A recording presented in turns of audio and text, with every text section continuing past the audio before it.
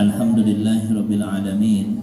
Wassalatu wassalamu ala asyrafil anbiya wal mursalin Sayyidina Muhammadin wa ala alihi wa ashabihi ajmain. Amma ba'd. Yang sama-sama kita hormati Bapak Yusuf Danu Wijoyo dan istri, yang sama-sama kita hormati tuan rumah Ketua RT Pak Doli dan penguasa parkit Pak Ucok. Kalau Pak Doli penguasa formal, kalau Pak Ucok penguasa informal. Yang hanya berani menyuruh Pak Doli ini hanya Pak Ucok. Kalau di lapangan, tadi kan dia ngatur-ngatur tadi saya perhatikan.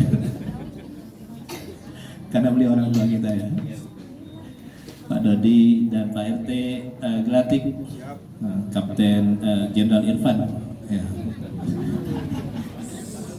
Tapi kata beliau, Ustaz jangan pada jenderal lagi banyak masalah katanya.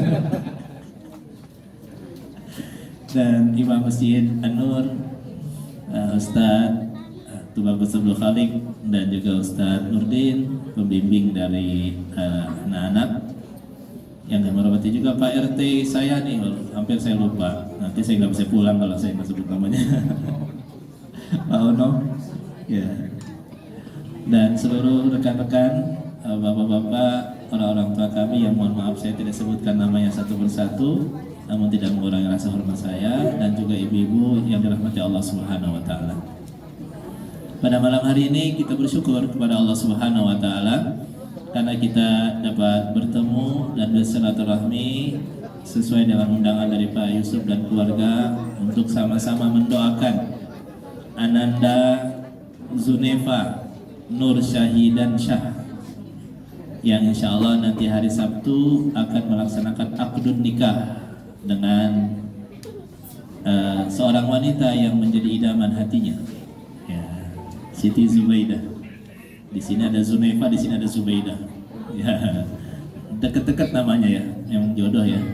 Jadi namanya Zunefa dan di sini ada Zubaidah. Kita doakan semoga semua proses berjalan dengan lancar, amin. Dan tidak ada kendala satu apapun, dan nanti juga dalam proses walimah atau resepsinya itu berjalan dengan lancar, amin ya rabbal alamin. Bapak-bapak dan ibu sekalian, pernikahan adalah peristiwa yang mulia karena merupakan bagian daripada ajaran agama kita. Dan pernikahan juga merupakan tangga untuk seseorang bisa hidup dalam sebuah rumah tangga antara seorang lelaki dan seorang wanita di sebuah lembaga yang resmi, yaitu keluarga. Dan kita sebagai orang-orang beriman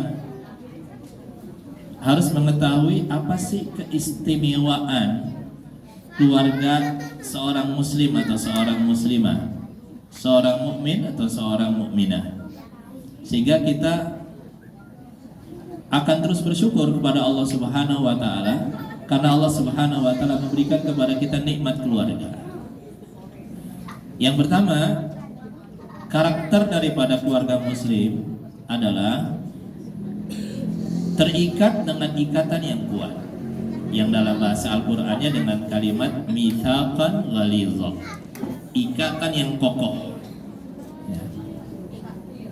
Karena ikatan seorang mukmin dan seorang mukminah, seorang muslim dan seorang muslimah ketika menikah, dia bukan cuma sekedar terikat secara administratif di kantor urusan agama ya, tetapi terikat secara jiwa yang landasannya adalah iman ya, yang landasannya adalah iman.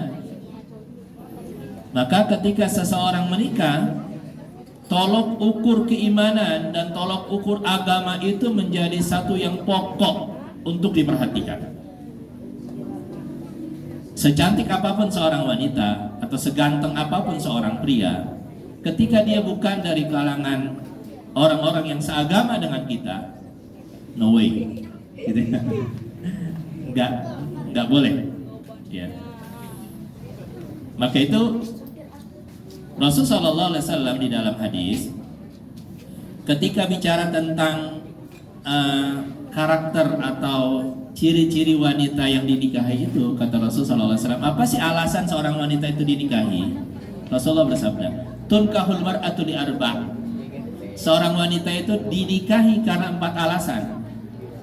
Dijamaliha, karena kecantikannya, wali hasabiha, karena keturunannya, wali maliha, karena hartanya, wali diniha, karena agamanya. Maka Rasulullah berpesan, fazfar bizatid din taribat yaminuk. Perhatikan perkara agamanya, maka engkau akan beruntung, kata Rasulullah Shallallahu Alaihi Wasallam. Kenapa Rasulullah menyebut agama terakhir? Ya, karena agama menjadi saringan yang paling akhir yang harus digunakan oleh setiap kita ketika memilih pasangan hidup atau memilihkan anak-anak kita pasangan hidupnya. Misalkan kita punya anak laki-laki nih kayak Zuneva gitu ya. Nah, pasangannya gimana nih? Cantik, wah, luar biasa cantik ya. Gitu ya. Cantik ya Zuneva ya. Kemudian kita lihat keturunannya, wah dari orang-orang baik, bagus. Gitu ya. Kemudian dilihat dari ekonominya juga bagus.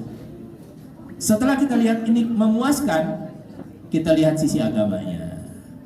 Ya, maka Rasulullah menyebut agama itu terakhir sebagai saringan yang menentukan iya atau tidak, lanjut atau tidak lanjut. Kita lihat nih orang ganteng banget gitu ya, kita punya anak perempuan, wah orangnya juga cakep, ekonominya juga bagus, tetapi ternyata agamanya kagak beres. Ya, nggak bisa. Ya, kita kembalikan kepada arahan atau bimbingan dari Rasul Sallallahu Alaihi Wasallam. Fazfar bidzatid din tarimat yaminu. Pilihlah yang agamanya bagus, maka kamu akan beruntung.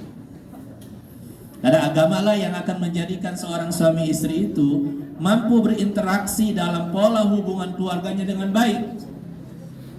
Kenapa kok banyak orang-orang yang ketika pestanya mewah gitu ya, luar biasa, tapi umur pernikahannya seumur jagung, gitu kan? Tiba-tiba cerai.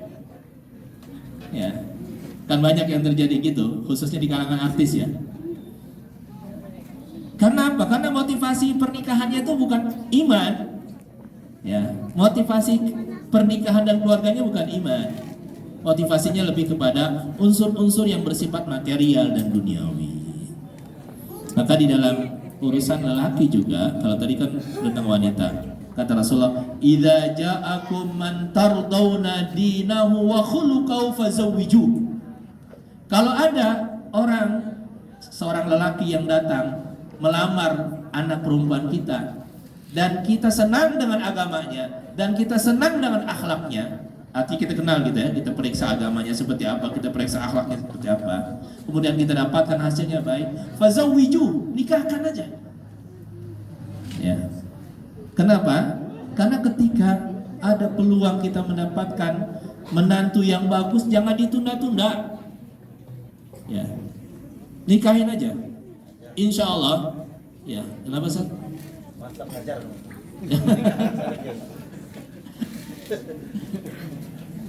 Karena masalah agama dan masalah akhlak ini di zaman sekarang ini menjadi sesuatu yang sangat berarti di tengah-tengah pola hubungan keluarga yang ada di zaman kita, gitu ya. Maka itu Allah juga tegas dalam masalah ini. Allah Subhanahu wa taala berfirman, "Wala tunkihul musyrikina hatta yu'minu." Jangan kalian nikahkan wanita-wanita kalian dengan pria-pria musyrik, orang-orang enggak beriman. Hatta yu'minu, sampai mereka beriman. Wala 'abdun mu'minun khairum min musyrikin walau a'jabakum. Sungguh seorang budak hamba sahaya ya, yang beriman itu lebih baik daripada seorang musyrik, seorang kafir yang tidak beriman walaupun menakjubkan dalam masalah urusan dunia. Sekarang kan ada fenomena ya, orang begitu mudah untuk menikahkan anaknya dengan selain agama kita gitu ya. Ini musibah besar. Seseorang ketika menikahkan anaknya dengan pria atau dengan wanita yang selain agama kita, ini musibah besar. Musibah di dunia dan musibah di akhirat. Ya. Maka ikatan iman ini menjadi ikatan yang paling utama dalam proses kita mengantarkan anak-anak kita menuju jenjang ke rumah tangga. Yang kedua, karakter rumah tangga Islam adalah rumah tangga dunia dan akhirat. Jamaah sekalian, bapak-bapak dan ibu sekalian, kita bukan cuma ingin berkumpul di dunia, kita juga ingin berkumpul nanti di surganya Allah Subhanahu wa ta'ala. Dunia ini kan sementara aja, dan nanti masing-masing kita akan ditinggalkan atau meninggalkan. Pilihannya cuma dua dunia ini, ditinggalkan atau meninggalkan. Kita akan meninggalkan istri kita, meninggalkan anak-anak kita, atau kita ditinggalkan oleh istri kita, atau kita ditinggalkan oleh anak kita. Banyak orang tua yang anaknya meninggal duluan daripada dia. Ya, sebetulnya kalau dalam sebuah keluarga anak lebih meninggal lebih awal, itu lebih sedih. Beda kalau anak ditinggal oleh ayahnya atau ibunya, memang itu siklusnya, ya kan? Tapi kalau seorang ayah, seorang ibu ditinggal oleh anaknya duluan, ini lebih sedih. Ya. Maka kita ingin ketika kita berkeluarga, obsesi kita, cita-cita kita bukan cuma dunia. Kita ingin nanti berkumpul bersama dengan keluarga kita di surganya Allah Subhanahu wa ta'ala. Pada malam hari ini dengan asbab undangan Pak Yusuf, kita bisa berkumpul, ya kan? Dan kita juga ingin berkumpul nanti, sebagaimana kita berkumpul pada malam hari ini dengan bahagia di dunia, kita juga ingin berkumpul nanti di surganya Allah Subhanahu wa ta'ala. Maka Allah Subhanahu wa ta'ala sebutkan dalam surah At-Tur, walladzina amanu wattaba'athum dzurriyyatuhum biimanin alhaqna bihim dzurriyyatahum. Dan orang-orang yang beriman, keluarganya beriman, anak cucunya mengikuti mereka dalam kondisi beriman, apa kata Allah? Alhaqna bihim, kami akan kumpulkan mereka semua di surganya Allah Subhanahu wa ta'ala. Ibnu Mas'ud radhiyallahu anhu, seorang ulama dari kalangan sahabat, ketika menafsirkan ayat ini, alhaqna bihim artinya Allah katrol. Allah katrol. Kalau bapaknya lebih soleh daripada anak-anaknya, nanti kan bapaknya berada di maqam yang lebih tinggi di surga. Anaknya akan lebih rendah maqamnya di surga. Kata Ibnu Mas'ud, alhaqna bihim, kami kumpulkan di sini maknanya Allah katrol itu kesolehan anak-anak yang kurang soleh dibanding ayahnya, dibanding ibunya, akan dikumpulkan oleh Allah dengan Allah katrol, Allah angkat. Kalau anaknya lebih soleh daripada bapak dan ibunya, begitu pula akan Allah katrol ayah dan ibunya untuk ikut bersama di atas surganya Allah Subhanahu wa ta'ala. Ya. Rahmatan lil aba, sebagai bentuk kasih sayang Allah kepada para orang tua yang telah mendidik anak-anaknya dengan keimanan sehingga mereka semua meninggal dalam kondisi beriman kepada Allah Subhanahu wa ta'ala. Jadi kita ingin ketika kita berkeluarga, Bapak Ibu dan sekalian, ya, maka orientasi ini harus dibangun sejak awal sehingga kita punya cita-cita panjang dan punya cita-cita abadi. Ketika terjadi konflik, mohon maaf ya, yang namanya keluarga pasti ada konflik. Jangankan keluarga kita, keluarga Nabi Muhammad SAW yang merupakan akram al-usrah, ya, manusia yang paling mulia, keluarga yang paling mulia, itu aja ada konflik.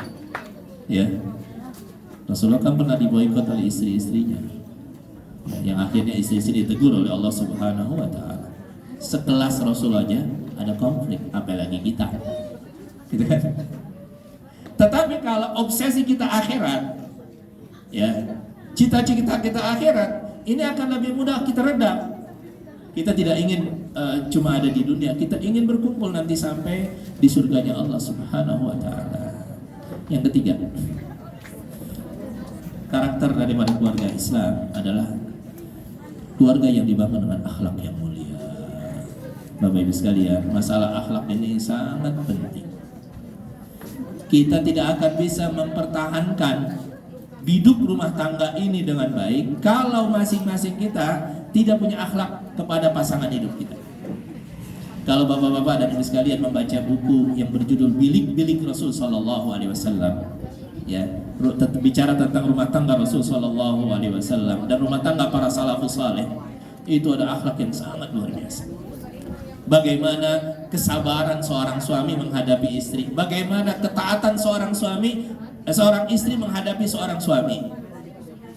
Timbal balik ini, ya, hubungan timbal balik antara suami istri ini adalah hubungan saling memberi, terutama memberi akhlak yang terbaik. Mungkin bapak-bapak dan ibu sekalian pernah mendengar ya cerita Umar bin Khattab radhiyallahu anhu. Umar itu seorang sahabat yang badannya besar, suaranya sangat berwibawa, kepribadiannya sangat berwibawa, sampai-sampai setan aja kalau ketemu Umar kabur. Setan, ya, kata Rasulullah, wahai Umar, kalau engkau berjalan di sebuah gang dan ada setan berjalan di gang yang sama, setan itu akan kabur. Saking berwibawanya Umar. Tetapi ketika dia pulang ke rumah, dia lepas semua atribut kewibawaan itu, dan Umar itu kalau sampai rumah seperti anak kecil. Dia bermesraan dengan istrinya, dia main dengan istrinya. Satu saat Umar lagi berada di rumah, dia punya anak kecil, ya, dan anaknya itu main di atas perutnya. Umar itu badannya besar, Pak. Kalau naik kuda, digambarkan dalam sirah itu, kuda Arab itu kan tinggi, itu kakinya nyengser. Saking tingginya dia, kakinya nyengser. Saya punya guru namanya Syekh Tariq Al-Umari, keturunan Umar bin Khattab, ya, Syekh Tariq Al-Umari, badannya besar, ya, perawakannya tinggi. Saya melihat dia, bagaimana kalau Umar gitu kan, ini cucunya yang kesekian gitu ya, badannya masih segede gitu, bagaimana dengan Umar, ya. Tetapi sampai di rumah dia seperti anak kecil. Dia memperlakukan keluarganya dengan kelembutan. Satu saat ada pegawainya yang datang. Ketika datang ke rumah Umar bin Khattab radhiyallahu an, dia lihat Umar lagi bermain dengan anaknya lompat-lompat di atas perutnya. Ini seorang khalifah yang berkuasa sampai ke Persia, sampai ke Mesir. Ini kekuasaan Umar bin Khattab radhiyallahu an. Tapi ketika di rumah dia bermain dengan anaknya, lompat-lompat tuh anak di atas perutnya.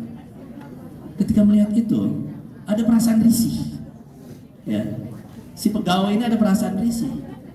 Umar membaca bahasa tubuh pegawai tersebut. Kemudian Umar pun membereskan rumahnya, kemudian bertemu dengan dia. Setelah ngobrol, Umar berkata, apa yang kau lihat tadi? Apa pendapatmu? Kata dia, tidak layak. Bahasa gitu itu, tidak layak. Kata Umar, aku pecat engkau dari jabatan. Bukan karena dia menghina Umar. Bagaimana engkau bisa berkasih sayang kepada umat Muhammad Sallallahu Alaihi Wasallam kalau engkau tidak bisa berkasih sayang dengan keluarga dan anak-anak? Ya. Jadi kasih sayang pertama itu harus mengalir dengan deras di tengah-tengah keluarga. Ya. Dan itu akan bisa tercermin, menjadi cerminan mengalirnya kasih sayang itu kepada masyarakat.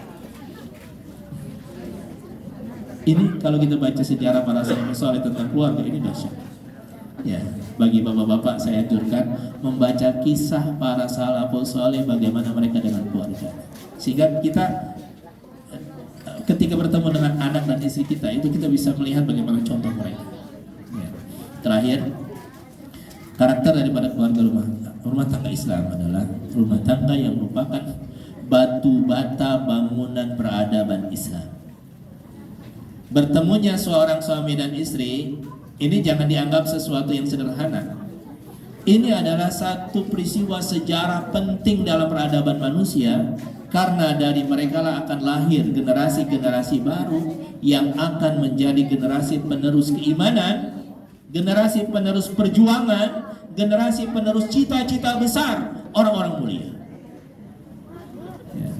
Tanpa pernikahan tidak akan pernah lahir generasi penerus tersebut.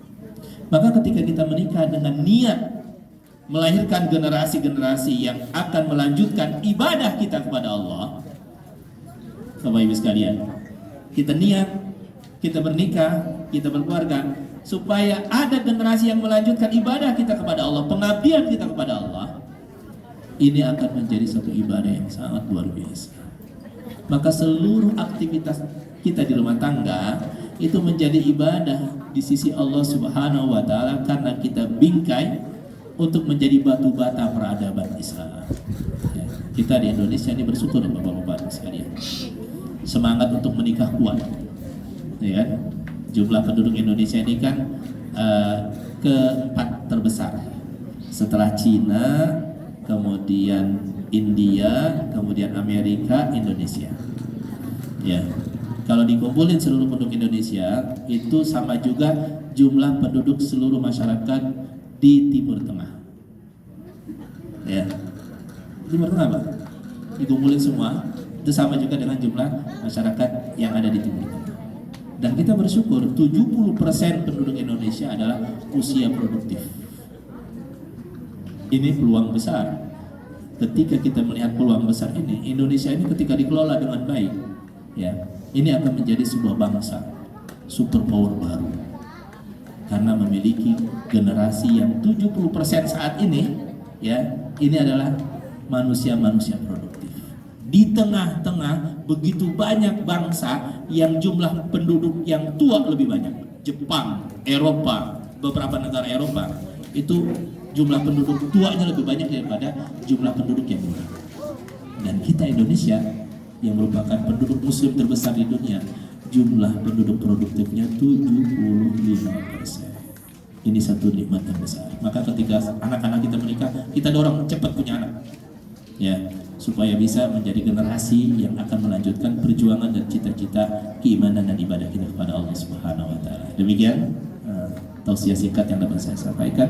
Semoga Allah Subhanahu wa Ta'ala menjadikan Ananda Zunaifah Nur Syahidan Syah dan juga Ananda Siti Zubaidah akan menjadi keluarga yang bahagia dunia dan akhirat, keluarga yang sakinah, mawaddah, warahmah, dan semua proses perjalanan untuk menuju pernikahan dan resepsi hari Sabtu besok Allah Subhanahu wa Ta'ala mudahkan. Amin ya rabbal alamin. Untuk doanya saya minta kepada Ustaz TB Abdul Khalid, ya, untuk menyampaikan.